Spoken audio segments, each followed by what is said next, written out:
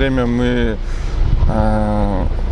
идет устройство основания из щебеночной подушки, а также уже приступаем к ресайклингу, так сказать, метод холодной регенерации грунта, то есть замешивание с цементом непосредственно для лучшей стабилизации основания.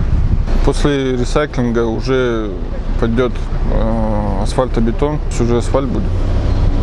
Водоотведение как таковое будет естественным путем. Ну, то есть продольный, поперечный уклон трассы. Да, идем по графику, даже частично с опережением.